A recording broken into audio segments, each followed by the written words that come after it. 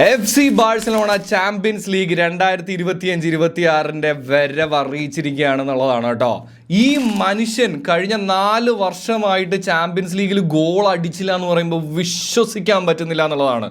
ഓരോ യുണൈറ്റഡ് ഫാൻസിനും സന്തോഷവും സങ്കടവും ഉള്ളൊരു നിമിഷമായിരുന്നു ഇന്നലത്തെ ബാഴ്സലോണയുടെ മാച്ച് എന്നുള്ളതാണ്. കാര്യം എനിക്ക് തോന്നുന്നു ഈ മനുഷ്യനെ നമ്മൾ ഇത്രയും കാലം കളിപ്പിക്കാതിരുന്നല്ലോ എന്ന് ആലോചിച്ചുള്ളൊരു സങ്കടവും, ബാഴ്സലോണയിൽ അവൻ്റെ പഴയ സ്വപ്നങ്ങളും അല്ലെങ്കിൽ അവൻ ഫുട്ബോളിൽ കണ്ടിട്ടുള്ള കാര്യങ്ങളെല്ലാം നേടിപ്പിടിക്കാൻ പറ്റുന്നുണ്ടല്ലോ എന്നുള്ളൊരു സന്തോഷവുമായിരിക്കും ഓരോ യുണൈറ്റഡ് ഫാൻസിനും ഉണ്ടായിട്ടുണ്ടാവുക എന്ന് വിചാരിക്കുന്നു. അപ്പോൾ നമ്മുടെ കണ്ടൻസും കാര്യങ്ങളൊക്കെ ഇഷ്ടമാണെന്നുണ്ടെങ്കിൽ ഒന്ന് കൂടുക എന്ന് ഓർമ്മിപ്പിക്കുകയാണ്. അപ്പോൾ ഞാൻ നേരത്തെ പറഞ്ഞതുപോലെ തന്നെ ചാമ്പ്യൻസ് ലീഗിലേക്ക് വരവ് അറിയിച്ചിരിക്കുകയാണ്. അതും ഇൻ സ്റ്റൈൽ. റാഷ്ഫോർഡിനെ വെച്ചുകൊണ്ട് ആദ്യത്തെ ഗോൾ ഒരു ക്ലാസ് ഗോളായിരുന്നെങ്കിൽ രണ്ടാമത്തത് ഒരു ബുള്ളറ്റ് എന്ന് വെച്ച് കഴിഞ്ഞാൽ അവരെ അങ്ങ് തകർത്ത് കളയുന്നൊരു ഗോളായിരുന്നു. ആ പോസ്റ്റൊക്കെ ഇളക്കി മറിച്ചു എന്നുള്ളതാണ് കേട്ടോ. ആൻഡ് ഇതിൻ്റെ ഒപ്പം തന്നെ എടുത്ത് പറയേണ്ട ഒരു പ്ലെയറാണ് ജുവാൻ ഗാസിയ.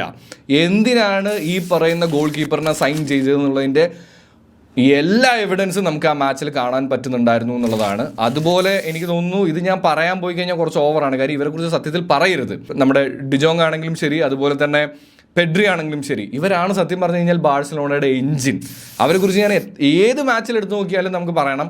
അതിൽ നിന്നും ഓരോ മത്സരങ്ങൾ കഴിയുമ്പോഴും ഇവരോടുള്ള ഇഷ്ടം കൂടിക്കൊണ്ടേ ഇരിക്കുകയാണെന്നുള്ളതാണ്. സോ ഇതിൻ്റെ ഡീറ്റെയിൽഡ് ആയിട്ടുള്ള വീഡിയോ നമ്മുടെ യൂട്യൂബ് ചാനലിൽ ഇട്ടിട്ടുണ്ട്.